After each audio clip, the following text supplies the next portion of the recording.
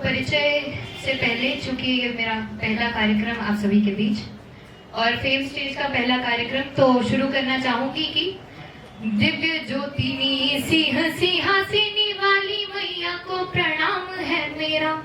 बसती है जो मन में सभी के, वीणा पाणी को प्रणाम है मेरा। काव्य कला में सीखी जिसे, माता शारदा को प्रणाम है मेरा।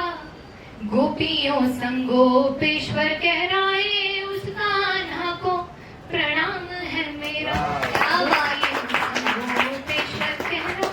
और परिचय में दो पंक्ति कहना चाहूंगी कि मेरे बारे में कोई राय कायम ना करना, मेरे बारे में कोई राय कायम ना करना। मेरा वक्त बदलेगा, आपकी राय बदल जाएगी। और ज्यादा कुछ उम्मीद नहीं करती, क्योंकि आजकल सबको इश्क मोहब्बत की बातें पसंद है। मैं सामाजिक मुद्दों पर, जीवन पर और महिलाओं पर लिखना पसंद करती हूँ। तो लिखा था कि मैं लिखूं तो लिखूंगी धरती चमन, मैं लिखूं तो लिखूंगी धरती चमन। तुम लिखो तो सावन गजल लिख के लाना। मैं लिखूं तो लिखूंगी हरदम वतन, तुम लिखो तो केवल एक वाह लिख के लाना। तुम लिखो तो केवल एक वाह लिख के लाना। इससे पहले कार्यक्रमों में मैंने महिलाओं की बात की थी, तो महिलाओं की मशतीहा घोषित की गई थी। अब लिखा है पुरुषों पर, तो शुरुआत एक ख्याल से करना चाहूंगी कि हर बार कोई बेचारी नहीं होती, हर बार कोई बेचारी नहीं होती। कभी कभी कोई बेचारा भी होता है, और वो अपने घर का राज दुलारा, माँ पापा की आंखों का तारा, किसी पापा की परी से बाजी हारा भी होता है, किसी पापा की परी से बाजी हारा भी होता है। और लिखा है कि उसने चाहा रोना, उसने चाहा रोना पर वो रो नहीं पाया। बाहों में अपनी ही खुशियों की कभी सो नहीं पाया। उसने चाहा रोना पर वो रो नहीं पाया। वो बेटा था ना, कभी माँ की, फिर बहन की, फिर बेटी की, फिर पत्नी की जिम्मेदारियों में महफूज रहा। सबको ऊंची उड़ान भरकर भी खुद अपनी उड़ान भर नहीं पाया। जी हाँ, उसने चाहा रोना पर वो कभी रो नहीं पाया। उसको खुदगर्जी करना हरगिज नहीं भाया, उसे खुदगर्जी करना हरगिज नहीं आया। तोड़ना भी अपनों का दिल उसे कभी नहीं भाया। अरे छोड़ो उसकी बात, अरे छोड़ो उसकी बात, उसने तो शिखर पर जाकर भी अनपढ़ को अपनाया है। यकीन ना हो तो कोई एक ऐसी जोड़ी बता दो जिस कमजोर महिला ने कमजोर पुरुष से ब्याह रचाया है। फिर भी महिलाओं को सच्चा फेमिनिज्म समझ नहीं आया। जी हाँ, उसने चाहा रोना पर वो रो नहीं पाया। और जब लिखना शुरू किया था तब सबसे पहली कविता जिंदगी पर लिखी थी, तो वही आज आपके सामने प्रस्तुत कर रही हूँ कि जिंदगी अपनी है पर पराई सी लगती है। जिंदगी अपनी है पर पराई सी लगती है। जिंदगी मांगी हुई उधार सी लगती है। जिंदगी लगता है सावन बरस रहा है, लगता है सावन बरस रहा है। हर बार अश्रुओं की धार सी लगती है जिंदगी। थोड़ी है खुशियां गम हजार दिल में, थोड़ी है खुशियां गम हजार दिल में। अजब है पर कमाल की लगती है जिंदगी। जी रहे हैं अब तलक अरमानों की लाश पर, जी रहे हैं अब तलक अरमानों की लाश पर। जान है पर बेजान सी लगती है जिंदगी। जिंदगी एक साज है पर आवाज नहीं आती।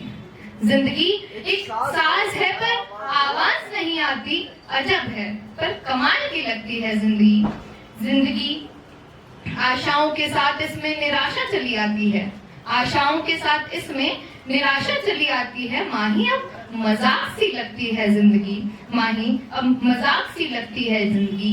और जीवन पे यूं कुछ दिनों पे से लिख रही हूँ, सिर्फ जिंदगी पे। तो लिखा था कि जीते जीते क्या मर जाना अच्छा है, जीते जीते क्या मर जाना अच्छा है, या फिर यूं मर मर कर जीना अच्छा है।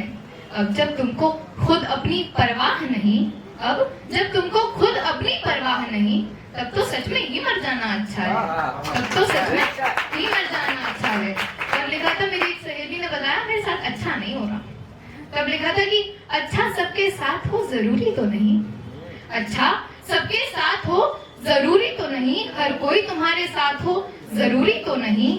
वो जो करता है तुमसे बात तो मजबूरी भी हो सकती है। वो जो करता है तुमसे बात तो मजबूरी भी हो सकती है। वो जो दिखाता है लफ्जों में, वो उसके जहन में भी प्यार जरूरी तो नहीं। और लिखा था कुछ पंक्तियां कि समय के साथ चलना चाहती हो क्या? समय के साथ चलना चाहती हो क्या? बताओ खुल के जीना चाहती हो क्या? समय के साथ चलना चाहती हो क्या? बताओ खुद के साथ चलना चाहती हो क्या? समय ने हाथ थामा या छुटकारा नहीं है, समय ने हाथ थामा या छुटकारा नहीं है, फिर भी सच में मरना चाहती हो क्या? फिर भी सच में मरना चाहती हो क्या? और एक रोज जब थोड़ी परेशान सी हो गई थी तब किया माँ को फोन, तो उस पर 4 ख्याल लिखे थे कि क्यों ये मौत इतना लुभाती है, क्यों ये मौत इतना लुभाती है, जिंदगानी मिलने हर सुबह आती है। माँ से कहती हूँ जिंदगी से हार गई मैं, माँ से कहती हूँ जिंदगी से हार गई मैं, और वो चीता कभी हारता नहीं बताती है, और वो चीता कभी हारता नहीं बताती है। और चंद दिनों से कुछ प्यार यार पे लिखना शुरू किया था, तो एक लड़के का कमेंट आया कि शायद मेरे लिए लिख रही हो, तो उसके लिए अब सच में लिख दिया। तो लिखा था कि उसे लगता ही है अक्सर मैं उसकी बात लिख दूंगी, उसे लगता ही है अक्सर मैं उसकी बात लिख दूंगी, कहूंगी कुछ नहीं पर हाँ हर एक राज लिख दूंगी।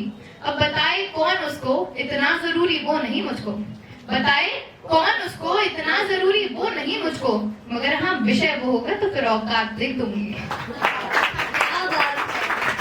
अब एक ख्याल लिखा था कि जिसमें हर एक कड़ी में नाम आता है नजर, और हर नजर का मायना कुछ अलग है।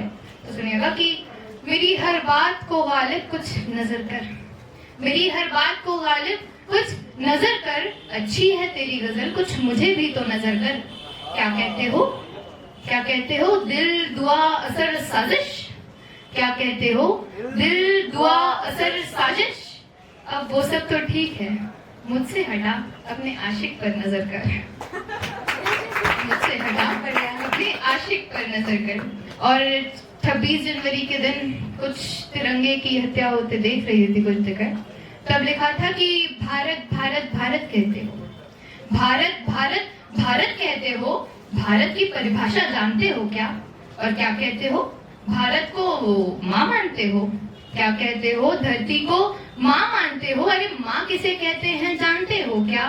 ये कुछ झंडे 2 दिवस फहराते लोग, ये कुछ झंडे 2 दिवस फहराते लोग, वो तुमसे क्या कहना चाहता है जानते हो क्या? वो कहना चाहता है पीड़ा अपनी तुमसे, वो कहना चाहता है पीड़ा अपनी तो तुमसे, तुम देखना क्यों नहीं चाहते? और जितना दिखाते हो कि चाहते हो उसको तुम, जितना दिखाते हो कि चाहते हो उसको तुम, सच बताओ उतना उससे क्यों नहीं चाहते? और घर में रहकर करते हो गद्दारी, घर में रहकर करते हो गद्दारी, और ये सब करके तुम देशभक्त कैसे कहलाना चाहते हो? ये सब करके तुम देशभक्त कैसे कहलाना चाहते हो? और अंत करना चाहूंगी कि मेरे बारे में कोई राय फिर से कायम न करना, मेरे बारे में कोई राय कायम न करना, मेरा वक्त बदलेगा आपकी राय बदल जाएगी। शुक्रिया।